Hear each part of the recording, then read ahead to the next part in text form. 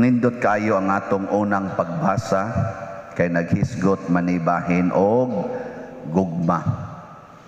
Gugma ba? Kamo ganahan ba mo anang gugma? Sa may ganahan niyo gugma o kasuko? May. Nya unsa maning gugma? Matod pa diri sa unang pagbasa, ang Dios gugma unya siya maoy unang nahigugma kanato. Pinaagis paghatag sa iyang bugtong anak. Hain naman nirong iyang bugtong anak. Hain na? Langit gud taon. Gugma ko ni gihatag gud niya nato. Nahimong pagkaon. Mao na ni ron kani ngatong ihungit kada nato misa. Nahimo siyang pagkaon. Kay lagi sa akong obserbasyon sa una, manguyab mangyud ko sa una no. Manguyab ba? Kamo nakasuway mo guyab-uyab. Nga naong ninyo plauyab sa siguro kay mo. Nya kanang makakita kag makita kag uyab, inigkita nimo sa imong uyab. Ang una gyung buhaton na mangaon gina. Ikaw magpangaon, ambot lang sa ilang kanon sunod basta mangaon gina siya una. Mo gina asam ta mangaon, mo gina una ikaw magkaon. Secret. Mo na si Kristo kay gugma man, siya gyud maoy gihatag nga rin nato aron atong kanon. Sa ato sang ebanghelyo, tanawa ang kinaiya ni Kristo. Isip siya gugma, ang iyang mga apostoles niingon, papulian na ni mga tao kay asa man ni mangaon. May na makakita sila dito ilang pagkaon. Tanawa sa gisulti ni Kristo, kamo maoy mo pakaon nila. Sa ato pa ang nahigugma di ay dili manugo sa iyang gihigugma. Maoy muhatag unsay gusto niya para malipay ang iyang gihigugma. Kamo mga ginikanan, nahigugma mo sa inyong anak.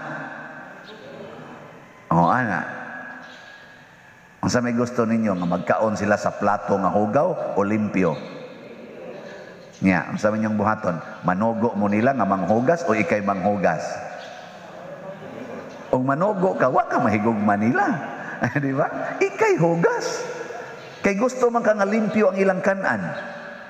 Ang sa may gusto nimong ilang isulob, hugaw o limpyo. Nya, manugo ka nilang manglaba. Dili, ikay laba. Kay nahigugma man ka. Ang sa may gusto nimo nga ang ilang gihigdaan samok o husay. Nya manugo kanila nga sila'y mamilo. Ayaw, ikay mamilo, ikay manglimpyo kay nahigugma man ka. Kakuha mo? Nya unsa may gusto ninyo sa inyong bana, muulig sayo o dili? O di, ikasay sayog abot sa inyo, kay inig abot sa imong bana, guwa sa kadito. Di ba? Ikaw niya, ang saon ako pag-adtos amo pa din nga di amang kus abroad. No. Mao na rin problema. Uli. Ayaw nag-abroad. Huwata siya sa inyo. Sa unya sa may among kanon. Ay sus, kanang nahigugma. May kina, mangitag pagkaon. Ugwa na sila pagkaon, magunay-unay rin na sila kaon-kaon. Maura na ilang buhaton. Ay nakabalaka ng pagkaon. Nga naman, tanawas Kristo ingon dayon yung mga apostolis, Lord, unsa?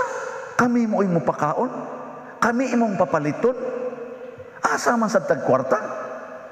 Nawa man to sila mga kwarta. Pumunto yung mga trabaho, sige rin magsuroy-suroy. Ingon des Kristo, pila mo na unsa may pagkaon nyo diyang nahibilin. Insa, di adiri, 5 ra gini kabukpan, og 2 kabuk isda. Ingos Kristo, ihatag na nga rin ako. Ihatag. Paghatag na, iya dayong gipasalamatan ng Ginoo, iyang gipikas, gipanghatag siyang tinon, sige, distribute na nga to. Sus, pag-distribute, ang 5 ka pan o 2 ka isda, nakabusog sa 5,000 ka mga lalaki lamang ang gihap, kuyog pa atong ilang mga asawa, kuyog pa ilang mga anak. So mga 10,000 tingin to kabo. Nabusog, unya nasubraan pag yung 12 kabukag. Grabiha des Ginoo no, ang pagkaon di ay dili problema basta naghigugmaay. Usbuna ko ha? Usba ko ninyo, dungan ta. Ang pagkaon dili mahimong problema basta naghigugmaay. Pasabot, ang naghigugmaay pirming busog dili magutman. Tanawa nang managtiayon nga naghigugmaay, pirmi ginang burot ang tiyan sa asawa. Pirmi ginang burot ginang tiyan. Tanawa nang nahigugmas kwarta, gilaygit na. Siging inom anang pills, siging gamit anang kondom, siging suksok anang ayudi. Mauna sila ang nahigugmas kwarta, pero ang nahigugma gid tinuod sa Ginoo sa kinabuhi, pirmi ginang busog. Niya kay ang pari og madre nahigugma mas Ginoo, wala. Pirmi ning busog ang madre ani. Mao bitam ni distansya pod ang madre kay ningon ang madre nga dili man ikay akong gihigugma padre, si Lord man. Samo natir ay kumpiyansang sikit kay mabusog jud ka. Basta naghigugma busog gina kanunay, wa gigutom. Muna sayop kay ng pangunahuna nga biyaan ko ning akong pamilya kay mangita og kwarta aron dili magutman ang akong pamilya. Please stop that. Please. Pakauaw na nimos Ginoo. Unya kun biyaan sa nimo dinhi sa Pilipinas kay adto sorry ha para ninyo mga abroad. I'm sorry.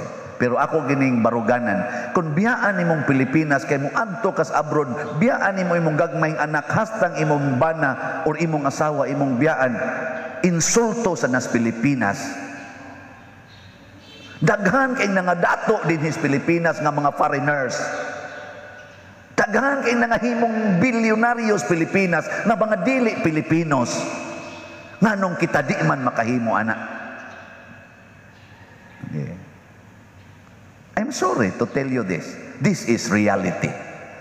Hapit ta gisupsupan sa tanang klaseng mga nationalities ug nangadato silang tanan dinhi.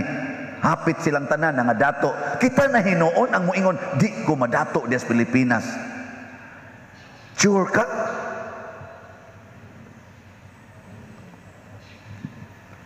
Pero di man sad kadato ang atong tumong, ang nahigugma, di man na gustong magdato. Unsa may ang gusto, kalipay, kalinaw, kahiusa ug kabalaan. Ang tinuod nga nahigugma, di man kwarta ang gipangita. Ang gipangita unity, peace, harmony, joy. Pagkadaghan doon ay daghang kwarta, gakusmod ang mga naong. Bisag karon sugdan ninyo lingi. Lingi adias inyong dool. Naamang yung mga kwartahan diya, kinsa may mas smiling, katong way kwarta, kaya nga naman, gapingit sa kalisod, mag-anaw na, pingit sa kalisod, murasag nag-smile. Pero sa tinudan na baya, kanang nidawat sa kalisod, maubaya na malipayon. Pero kanang nagsigig pangandoy nga madato, nga makwartahan, kusmod baya ginagnaong, bugat pag ginagdughan, di pag gina makatarong og tuog, kay way kalinaw ang hunahuna og ang kasing-kasing. Unya, mabayra nagkwarta? Mabayrag kwarta ang imong pamilya aron lang magkahiusa, di magkabuwag. Mabayra nimong kwarta ang kamingaw sa imong bana or sa imong asawa hangtod na lang noon nga mitubay na sa tentasyon sa silingan. Mabayra nagkwarta? Dili. Gugma ang gikinahanglan. Love.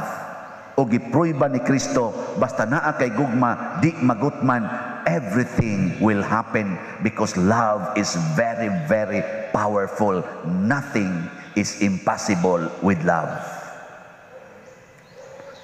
Mura mo nahiubos na noon ako. Wa gide mo gugma. Sige, undangon tanan ning istorya ha. Nindog na ta. Mga igsoon, hinugpong sa Dios nga matuuhon atong ihalad kaniya nga ato mga panginahanglan nga maampuon og mahigugmaon. Moingon kita, Ginoo sa gugma, dungga kami. Ginoo sa gugma, dungga kami. Alang sa simbahan sa tibuok kalibutan, nga magbuhong kanato pinaagi ni Kristo ang paan sa kinabuhi. Magampo kita sa Ginoo. Ginoo sa gugma, dungga kami. alang kanato nga nagkatigom karon niining santos nga misa, nga masinati nato ang presensya sa Dios sa Eukaristiya, ang paan sa kinabuhi, magampo kita sa Ginoo. Ginoo sa gugma, dungga kami.